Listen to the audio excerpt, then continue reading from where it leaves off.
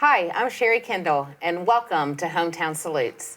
Today, I have a very special guest today. Her name is Holly Toller Griffin. Welcome, Holly, to the show. Thank you. I'm happy to be here. So why don't you tell us a little bit about yourself? What branch of service did you go into, and for how long? Okay. I'm actually from Connersville, so I grew up here. And then I left for the Navy in 2010, and I was in for 4 years. Okay. So did you graduate in 2010 from high school? 2007. So it took me a few years to decide that I went to college in that time frame there. Okay. So what made you decide to go into the service, and why the Navy? I think I always knew. So I remember where I was at during 9/11, whenever all that happened and everything. And my cousin Eric was in the military at that point in time. So the military was always a huge part of our family. We always had a lot of respect for the military members. And I just remember that impact that had on my life, him serving then. And I think I always kind of knew that I wanted to. My initial branch that I wanted to join was the Air Force. My cousin Brian was in the Air Force, so I always had a lot of respect for him. So I was like, oh, I want to join the Air Force like Brian. And the funny thing is, the Air Force recruiter was never in his office. And it just so happened that two of my good friends, Nick and Jake, were joining the Navy at the time. And they're like, well, you need to go talk to my recruiter. And then the rest is history. I ended up. He recruited and you. I'm very happy that I ended up in the Navy instead. So. Okay, and then your sister, was she in the service too? She actually joined after I had joined the Navy. I'd been in for a couple years, and then she decided to go into the National Guard. So. Okay. Yeah. So were your parents in the service, or your grandparents? No, my parents weren't, but my grandpa was, my mom's dad. He served in the Korean War. He was in the Army. So. He was, okay. Uh-huh. Wow. All right, so you decided to join the Army, or the Navy, and then you did basic training where, and for how long is that? I did basic training at Great Lakes, which is right by Chicago. It's about an hour north of Chicago, I think. And I was there for about 2 months. So was there anything to tell about basic training? How'd you get through that? Well, the funniest thing was it was freezing because I left January 19th of 2010 for Chicago, Great Lakes, you know. And I remember I had a leading petty officer of my division for boot camp was from Puerto Rico, so he's used to the warm weather and everything. And I guess he hadn't been there for very long. And since it was so cold there, they made us wear a scarf around our face, and then we had to wear like a ski mask thing over our heads, and then put a toboggan on top of that, and then pull a hood up anytime we went anywhere. So they make you wear these awful glasses. They call them BCGs, birth control glasses is what they called them while we were in. But they're just these ugly framed glasses, and they were huge, and I have terrible prescriptions, so mine are really thick. But we were marching, and my breath, the condensation from my breath froze on my glasses, and I couldn't see. And so I had to tell him, I was like, Petty Officer, I can't see. And he got so mad. He wasn't mad at me, but he's like, I hate it here. It's awful. It's freezing. I'm ready to go back to the warm weather. So that was kind of funny. I always remember that just because. That's hysterical. So how many girls were in your group? Actually, my divisions, so whenever you have male and female, there's no like all female divisions, or there weren't at that point in time. I don't know if that's changed or not. So we were half and half. So it was about half female and half male at that point in time. Were you treated the same as a male? Yeah, I always felt like I was. I feel like if you got in, you know, I never expected special treatment because I was a woman. I was like, I joined the military. I'm here to do the same job that everybody else is. And so I felt like I always had respect because of that, and I never had any issues as far as people treating me differently. So after the 2-week training, then what happens after that?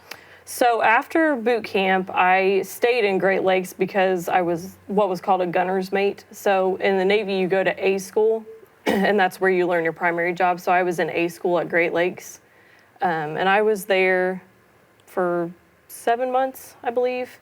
And then after that, I went to a specialization school for C school, where I learned to work on the missile launch system or the vertical launching system. Wow. Yeah. So what exactly does a gunner mate do? Well, there's different, what do they call it? Different MOSs as far as the gunner's mates go. So there were some that worked on torpedoes.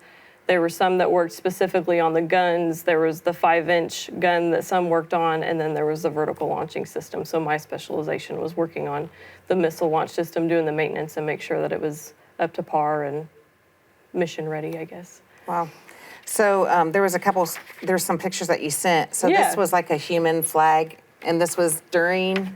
Yes, so this was actually whenever I was in A school. I believe the original story was that they created this human flag in the year of like 1910, and so we recreated it in the year 2010.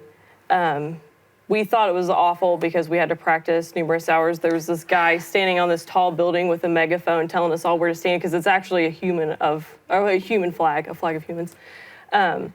So it took a lot of preparation, but by the time we actually did it, we were all pretty proud of the fact that we were in it just because it's something so unique. Yeah, so how many people are in that approximately? I don't know, thousands, I would think. Yeah. Yeah. That is so neat. Yeah, it was really cool. So this is you graduating from boot camp? Yeah, that's Is that me right? and my dad. Okay. Yeah, he's a character. He throughout any big things in my life, he's always yelled "Freebird," like at choir concerts, at my graduation, at just at everything in my life. And actually, how I found where my parents were sitting at my boot camp graduation is my dad yelled "Freebird," and I knew So where you they knew were where you at. were. Yeah. And this is your mom doing Yeah, that's my same mom time? And I. And my best friend Mary Beth is back in the background there. She was there too. So. Aw, I'm sure they're so proud of you, I'm sure. Yeah. So this is the day that you had left boot camp? Yes, that's the day I left for boot camp. Okay, so that was in young. Indianapolis. Yeah, standing straight up and scared to death. I was gonna say, I can't imagine what goes through your head at that time when you're doing that. I mean, Yeah, it was funny because we took a bus because obviously Indianapolis is so close to Chicago, and as we were leaving Indianapolis, everybody's kind of excited. We were all talking, figuring out what part of Indiana everybody was from, and then as we got closer to Chicago, when we started seeing the signs for Chicago, you could have heard a pin drop on that bus. I think we were all sitting there thinking, "Oh gosh, what have we done? We're getting closer. What have we done?" Yeah. And that was after boot camp graduation. It's after. My mom and dad. Aw, that's awesome. So you went to graduating school. This is graduating C school. Yes. So what is C school again? So that's where I learned you can actually see the missile launch system. They have a simulated one there at the school. Okay. Those are the hatches where the missiles would come out and they flip open. But that's me graduating from C school there, so. Wow. So that's in 2010 probably, right? That would have been 2011. 11. Yeah, Okay. 2011. And that was actually my A school, so that would have been in 2010 there. Okay, this is the first school. Yep. Yep. And you are where? On the end. There, yep. Front row on the end.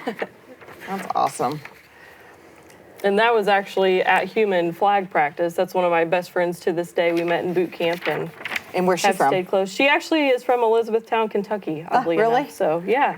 And she still lives down there. So I still get to talk to her and see her every once in a while. So that's nice. All right, so then, so you're done and you get shipped off. So is this your first deployment? Yeah, so actually after I graduated A school, I went to the ship before I went to C school, and this is my family away from home there. I still love all of them dearly, so. And you keep in touch with them? Most of them, yeah. This one here he's like my big brother. His name's Zarzicki, and then this one back here is Tyler. And Okay. they're both like my brothers. I always love both of them. So how many different ships were you on? Just one. I was on the USS Austin. It's a guided missile destroyer out of Norfolk, Virginia. Okay.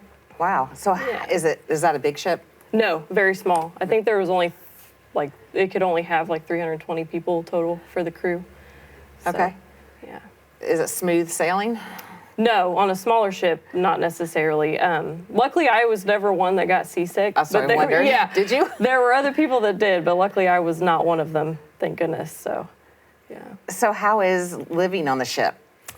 You get used to it. It just becomes very routine, especially on deployments. You just kind of do the same thing every day. But if you think about it too much, I think you could drive yourself crazy. But that was one of the best things about being in the Navy is that you just learn to make the best of every situation. I was blessed with that group of people that we were always trying to keep each other positive, and we'd play cards or just do ridiculous games, or just by this girl here, Rebecca, we would hide at night on the ship. They go to darken ship and all the lights turn red, and that's because if you're far away on the horizon, it makes the ship look smaller.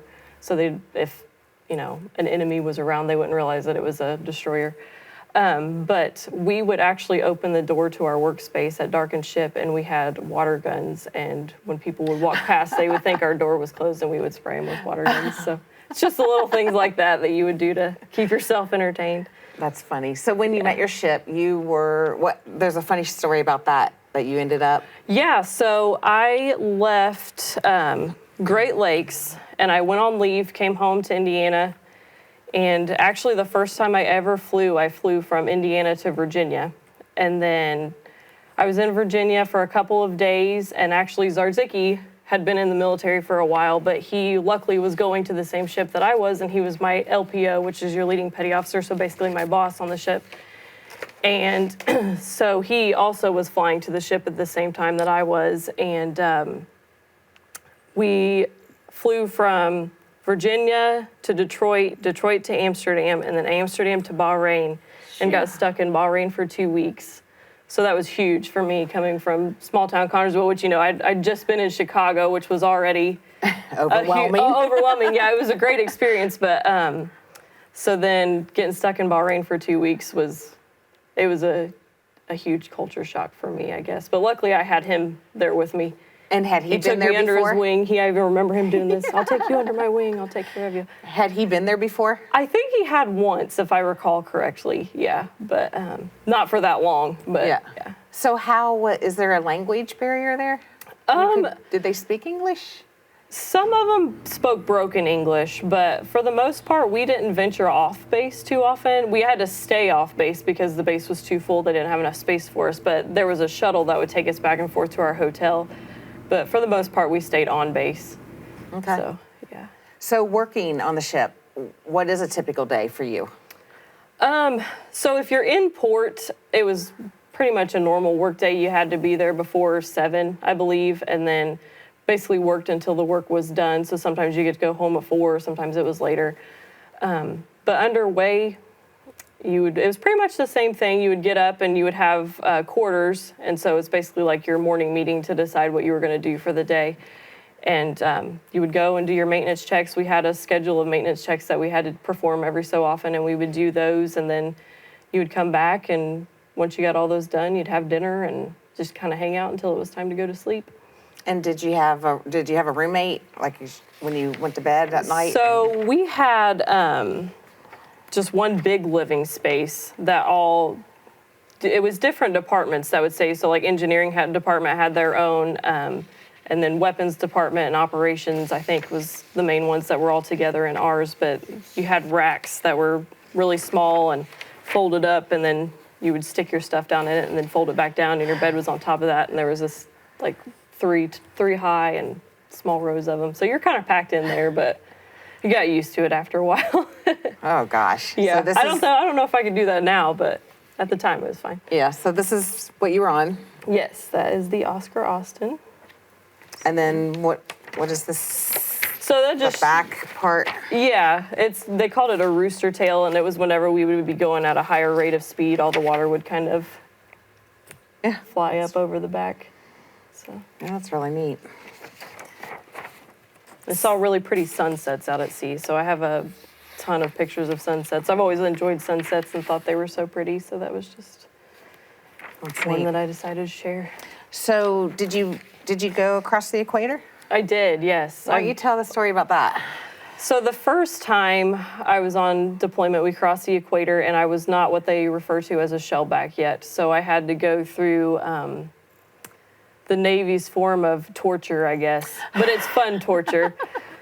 Crawling through trash and getting sprayed with fire hoses and getting sauerkraut dumped in your hair, just crazy stuff like that. And so then the second time we crossed the equator, I was already a shellback. So then I got to be one of the people that actually like dressed up and performed. We dressed up like pirates, and so they would have like a royal jury that would determine who got to become a shellback after the ceremony was over. So it was like a rite of passage almost. But the second time, my friend Glenn and I got to be part of the royal court and he was the big baby. They had a big baby as part of the royal court, and he took his shirt off and like wrapped his bottom half with like what looked like a huge diaper. Yeah. And I remember we had pudding, chocolate pudding, and he would put like a cherry in his belly button and make people come and get the cherry out of his belly button.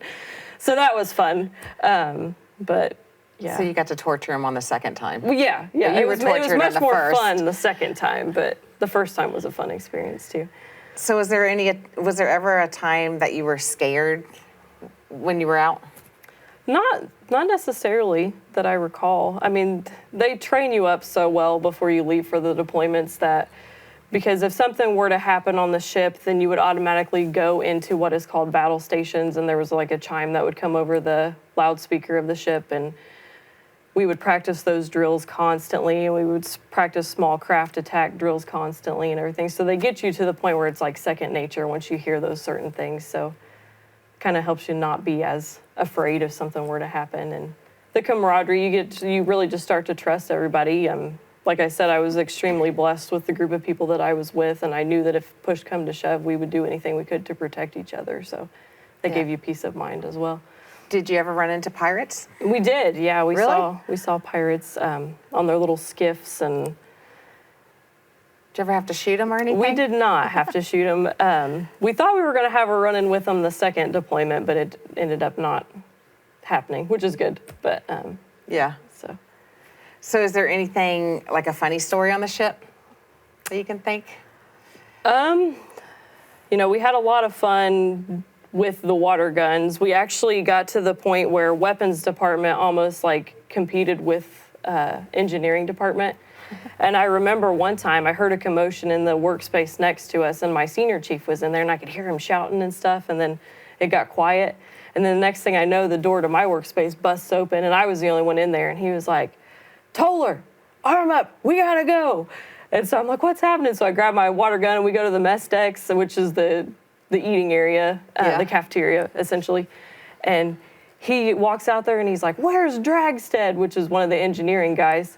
And they're like, "He's on the smoke deck, senior chief." So then he and I went up there, and we got up to the smoke deck, and he like kicked the door open, and then we jumped out and just started hosing everybody on the smoke deck down with our water guns. So we had a lot of fun doing stuff like that. Did you ever get in trouble for anything? No.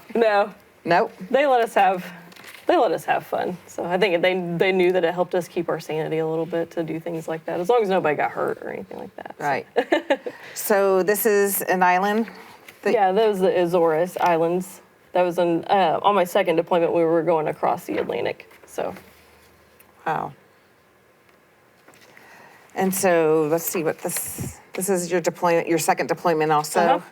And that was my division during the change of command ceremony.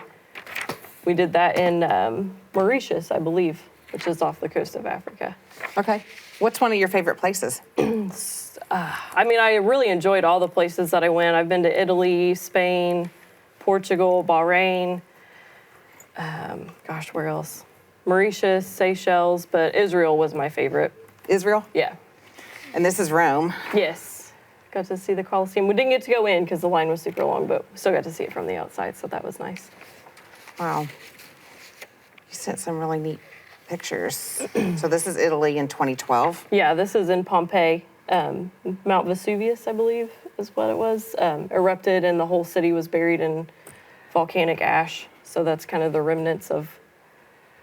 So how long would you get to visit when you'd go places like that? Typically, it was 3 days. So there was a 3 duty section rotation. So one of those 3 days, you would have to stay on the ship and stand guard of the ship, and then the other 2 days, you got to go in a small group and explore wherever you were at. Wow. So this is...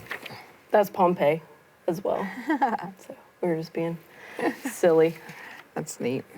And then this is the bow of the ship. Uh-huh. And this is the 5-inch gun that I was talking about earlier, and these here are part of that's the forward missile launcher. So that was what I was doing maintenance on whenever I was on the ship. Oh, wow. Yeah.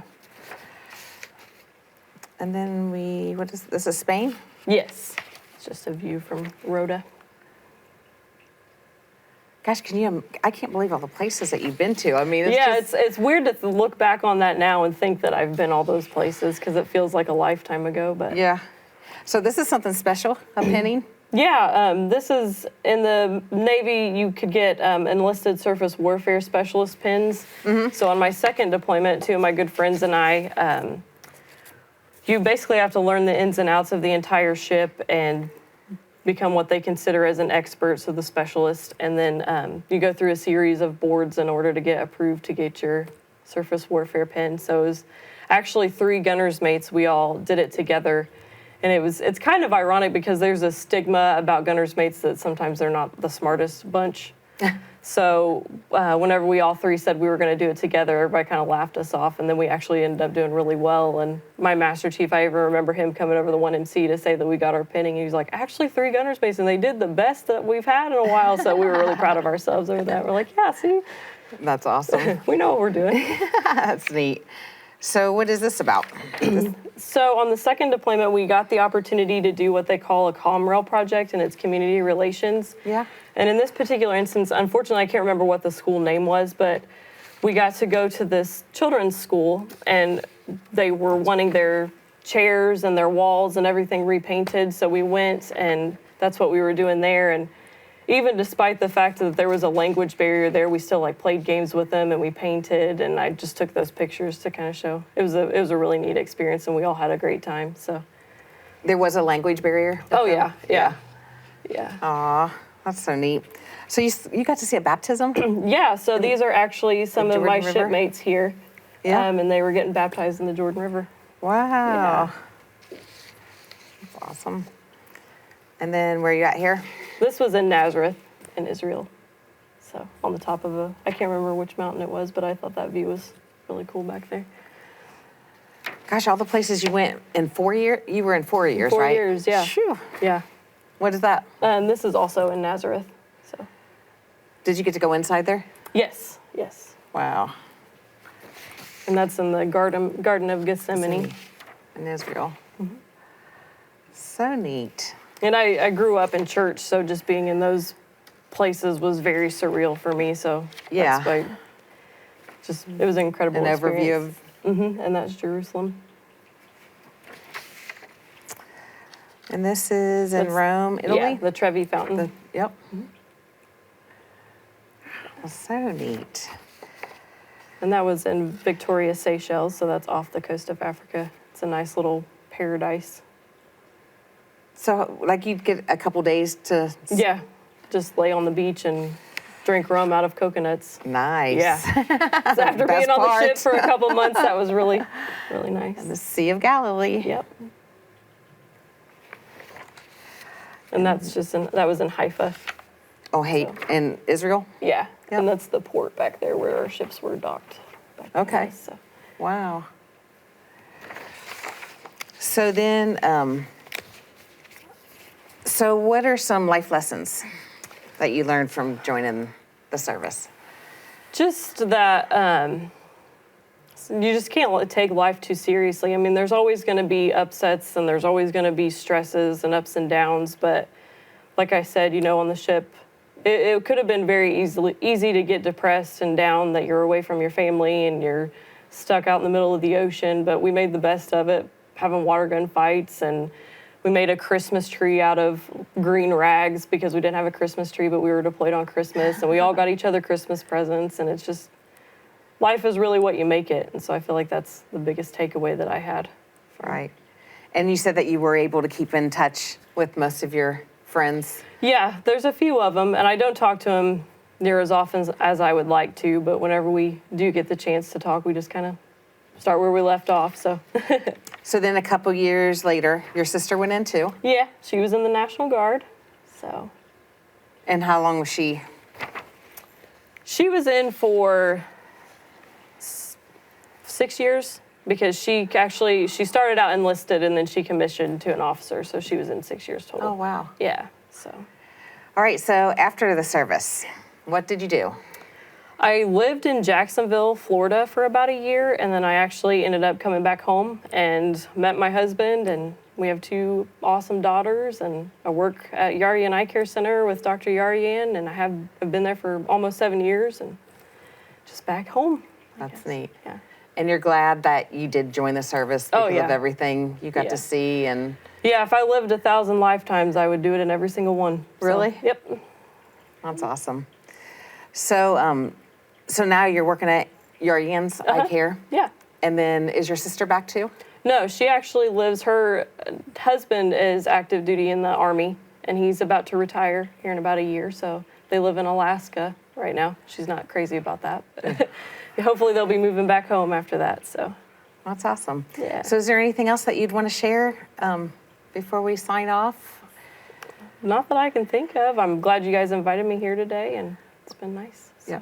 I knew you when you were little, so to see, Yeah. I didn't realize that you had gone into the service for 4 years, so that's awesome. Yeah. And I appreciate you taking the time out of your day to come in and do the show for us. Sure. Yeah.